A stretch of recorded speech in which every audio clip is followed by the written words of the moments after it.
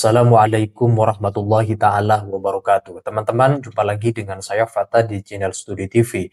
Banyak para penggemar kajian nasabah alawi menunggu jawaban tanggapan langsung dari Kiai Haji Imaduddin perihal sebuah peristiwa tragedi yang tidak boleh terjadi sebenarnya, bentrokan fisik yang sampai mengakibatkan beberapa korban, yaitu bentrokan antara PWILS dengan FPI yang terjadi di pengajian yang akan dihadiri oleh Habib Rizik Syihab di Kota Pemalang, Provinsi Jawa Tengah beberapa saat lalu. Dan para netizen menunggu apa komentar dari Kiai Haji Imaduddin perihal peristiwa tersebut. Apakah Kiai Haji Imaduddin tetap pendukung terhadap PWLS atau justru bersifat netral, meskipun kita ketahui bersama bahwa Kiai Haji Imaduddin adalah merupakan petinggi daripada atau pelindung pengurus dari PWLS Pusat. Nah, untuk selengkapnya teman-teman, biar tidak lama-lama, mari kita simak langsung apa aja poin-poin dan tanggapan yang disampaikan oleh Kiai Haji Imaduddin perihal menanggapi sebuah peristiwa bentrokan antara PWILS yang sedang menjadi bagian dari barisan perjuangan Kiai Haji Imaduddin di dalam membasmi sebuah kebohongan nasab-nasab Ba'alwi dengan FPI yang merupakan bagian sayap dari organisasi Habaib Ba'alwi, terutama yang dinahkodai oleh Habib Rizik Syihab. Nah, untuk itu teman-teman, mari kita simak tanggapan Kiai Imad dalam video berikut ini. Kiai kan juga salah satu petinggi di PWILS. Kemarin itu ada polemik ya di Pemalang. Kemudian juga kemarin ketika di Depok juga ada sedikit polemik gitu ya, ketika PWILS di Depok mendeklarasikan organisasi, kemudian juga ada protes dari Bahar bin Smith. Bagaimana Anda melihat dinamika ini? Iya, saya menyayangkan ya terjadinya bentrok di Pemalang. Saya melihatnya dari tiga perspektif ya. Pertama, perspektif sosial, perspektif demokrasi, dan perspektif hukum ya. Dari perspektif sosial budaya, saya kira ada kegelisahan dari masyarakat di Pemalang dengan akan dihadirkannya Rizik Syihab di kota itu. Kemudian ada masyarakat yang lapor kepada PWI merasa khawatir bahwa kehadiran Rizik Syihab itu akan mengganggu tatanan sosial yang sudah terbangun di wilayah itu. Ya, itu misalnya terkait dengan kebiasaan Rizik Syihab dalam ceramah, ada provokasi, misalnya ada upaya hasutan atau ada adu domba dan lain sebagainya. Saya kira itu yang terjadi sehingga peristiwa di Pemalang itu bisa terjadi. Kemudian dari perspektif hukum ini sudah ada tindak pidana, ada orang yang membawa senjata tajam, ada orang yang sudah terkena senjata tajam. Ini kita melihat adanya kelemahan penegakan hukum yang terjadi di Indonesia sehingga orang berani untuk melanggar hukum. Karena sebelumnya kan ada juga yang membawa senjata-senjata tajam di sebuah panggung ceramah, kemudian tidak ditindak tegas oleh petugas. Padahal itu sudah melanggar undang-undang sistem hukum kita, di mana orang tidak boleh untuk memperlihatkan senjata tajam atau membawa senjata tajam. Nah, karena adanya kurang tegas penegakan hukum itulah kemudian sampai terjadi ada orang yang berani membawa senjata tajam sehingga terjadi bentrokan itu mengakibatkan adanya orang yang terkena sabetan senjata tajam. Saya kira negara kita adalah negara hukum, kita berikan itu kepada pihak yang berwenang untuk menanganinya. baik secara hukum formal maupun secara administratif, karena saya kira kemarin itu sudah dicopot Kapolres dari Pemalang. Mungkin itu terkait dengan peristiwa di Pemalang itu. Tetapi saya belum melihat DPRD Pemalang untuk menggunakan hak sebagai anggota dewan untuk mempertanyakan kepada Bupati Pemalang. Karena Bupati Pemalang juga hadir pada acara itu, tentunya Bupati Pemalang juga bertanggung jawab akan acara tersebut. Maka DPRD Kabupaten Pemalang seharusnya menggunakan hak DPRD Kabupaten Pemalang untuk mempertanyakan, hak bertanya kepada Bupati Pemalang bagaimana peristiwa itu bisa terjadi di Kabupaten Pemalang padahal Bupati waktu itu hadir. Nah, kemudian tentu ada SOP yang tidak dilakukan dalam acara itu kan. Ya, sehingga walaupun banyak pihak keamanan yang hadir, tapi bisa sampai terjadi bentrokan tersebut. Nah, itu dari perspektif hukum, dari perspektif demokrasi, saya kira apa yang dilakukan oleh warga Pemalang yang kemudian meminta bantuan kepada PWI LS dari Pemalang untuk mengawal mereka menolak Rizik Syihab adalah bagian dari sistem demokrasi kita, bahwa setiap orang mempunyai hak untuk menyatakan pendapat, menolak akan pemikiran-pemikiran seseorang yang dinilai provokatif, yang dinilai memecah belah, yang dinilai akan menghancurkan tatanan keharmonisan di suatu daerah. Saya kira ini adalah merupakan hak demokratis yang dimiliki oleh warga Pemalang untuk menolak Rizik Syihab di Pemalang itu. Nah, kemudian untuk PWI LS, saya kira PWI LS memiliki tanggung jawab yang lebih besar dari hanya sekedar mengawal masyarakat untuk menolak penceramah provokatif. Lebih dari itu, PWLS sebagai kepanjangan dari ajaran Wali Songo hari ini yang telah memiliki kepercayaan masyarakat yang sangat luar biasa. PWILS dalam waktu yang sangat singkat, hanya 1 tahun lebih, ini telah memiliki kepengurusan dari mulai tingkat provinsi sampai ke tingkat desa. Dan itu di Pulau Jawa itu hampir 80%. Bahkan di Jawa Tengah itu sampai tingkat ranting-ranting juga sudah ada. Saya kira kepercayaan masyarakat yang begitu besar terhadap PWLS ini harus dijawab oleh PWLS dengan aksi-aksi nyata, yaitu aksi nyata dalam rangka mengawal masyarakat menuju pencerahan dalam cara berpikir, pencerahan dalam bagaimana mereka bisa meningkatkan kehidupan, bisa meningkatkan kesejahteraan, bisa dalam rangka itu beragama lebih cerdas dalam suasana keharmonisan. Karena kalau kita baca di dalam ADART PWILS itu luar biasa sekali.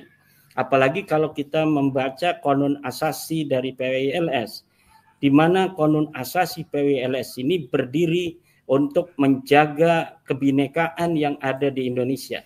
PWILS dibentuk untuk menjadi pengayom warga-warga minoritas, baik minoritas suku maupun minoritas agama.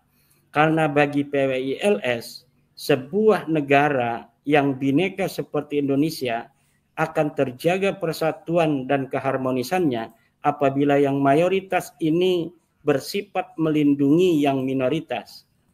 Apabila yang mayoritas arogan, maka kedamaian dan keharmonisan ini akan sulit untuk ditegakkan di sebuah bangsa, di sebuah negara yang terdiri dari banyak suku bangsa seperti Indonesia ini.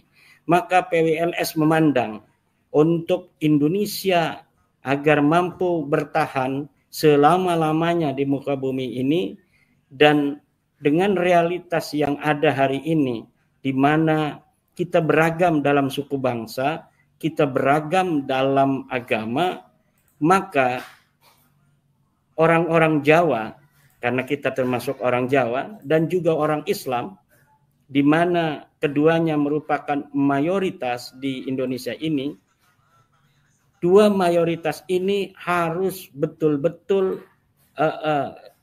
mempunyai kesadaran kolektif akan pentingnya sebuah pengetahuan, sebuah kesadaran bahwa jika kita mengayomi semua yang minoritas itu, maka kehidupan kita, persatuan kita akan tetap terjaga. Kedamaian, kemudian penuh dengan kasih sayang, saling hormat menghormati.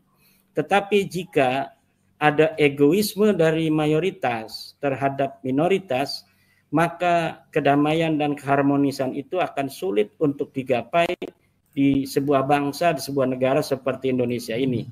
Nah, selain itu, nanti PWI-LS juga akan bekerja sama dengan para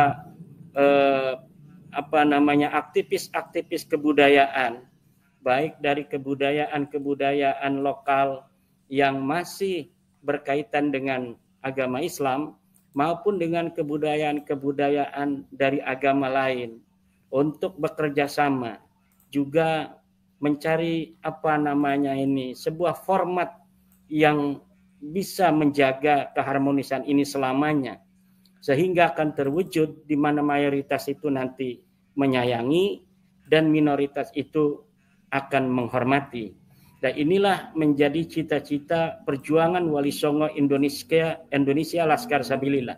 PWI-LS Laskar Sabilillah akan mengawal kebinekaan Indonesia ini menuju kemajuan negara Indonesia yang dicita-citakan oleh The Founding Father kita pada saat memerdekakan diri bangsa Indonesia tahun 1945. Dalam saat yang sama, PWI-LS akan menjaga nilai-nilai agama Islam yang universal, tetap murni dan konsekuen, tetapi dalam saat yang sama welcome dan menghormati daripada kebudayaan Indonesia, terutama kebudayaan yang dikembangkan oleh masyarakat Muslim di Indonesia.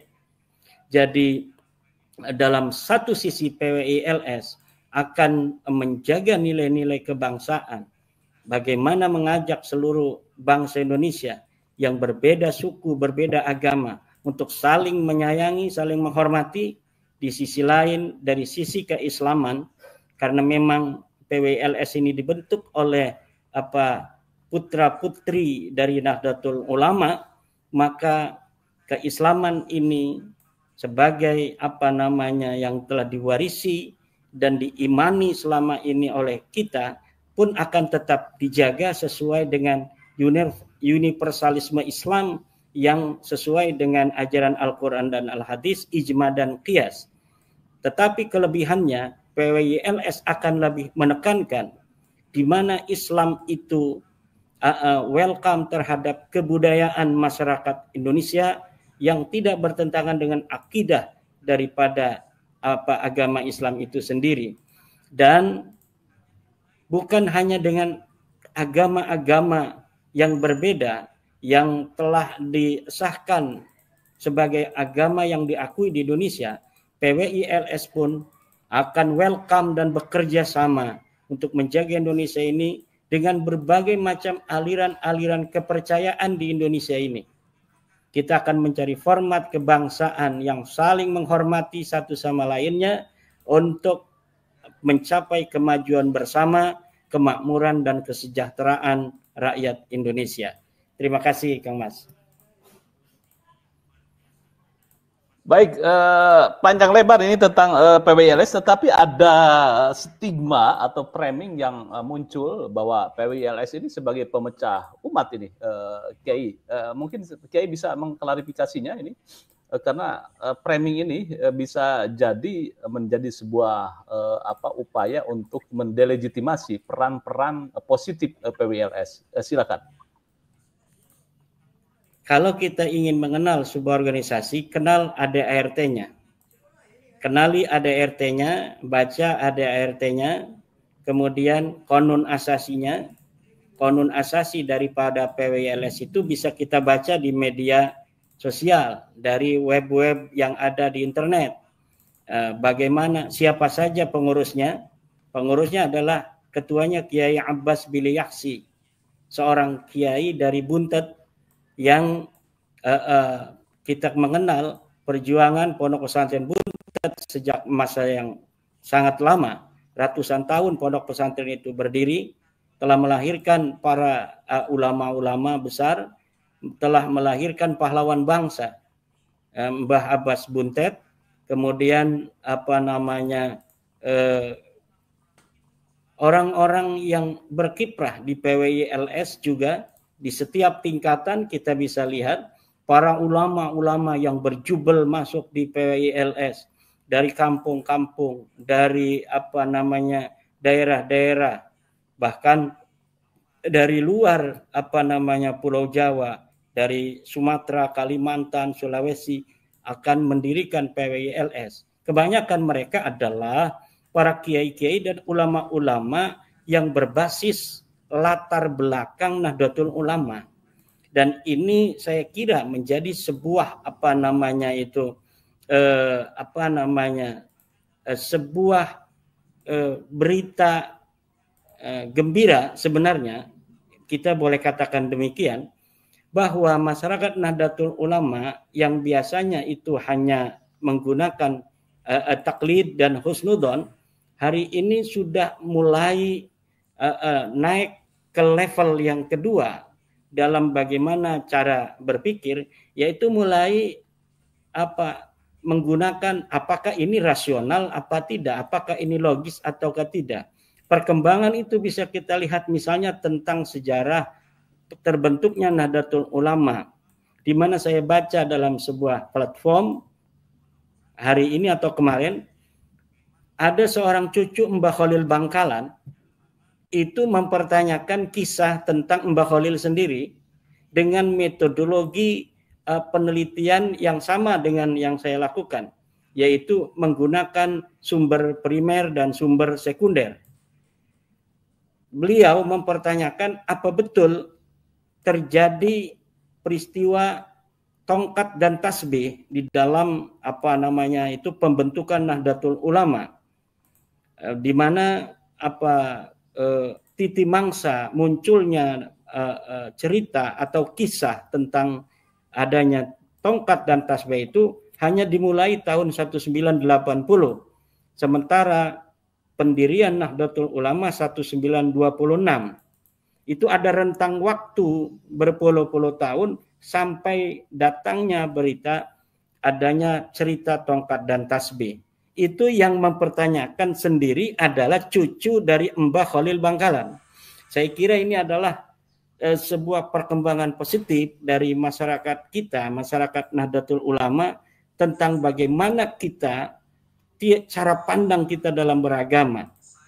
Bagaimana ilmu pengetahuan di masa abad ketiga Hijriah terjadi perdebatan yang begitu sengit antara Al-Jubai, antara Abu Hasan Al-Asy'ari, kemudian melahirkan pemikir-pemikir besar di masa itu.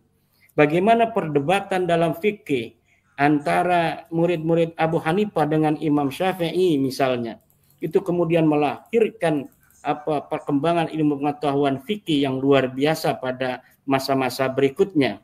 Kemudian perdebatan antara Imam Al-Ghazali misalnya dengan Ibnu Rushd, itu juga melahirkan sebuah diskursus yang sangat positif dalam perkembangan ilmu pengetahuan. Dan hari ini di Indonesia terjadinya diskursus tentang polemik nasab ini membawa sebuah perkembangan cara berpikir santri terutama dalam bagaimana memandang cara mereka beragama yang selama ini hanya menerima taken for granted dari sebuah kesimpulan ulama masa lalu, sehingga ada dari sebagian mereka yang begitu mengkultuskan ucapan ulama tanpa melihat dalilnya, tapi hari ini mulai berubah.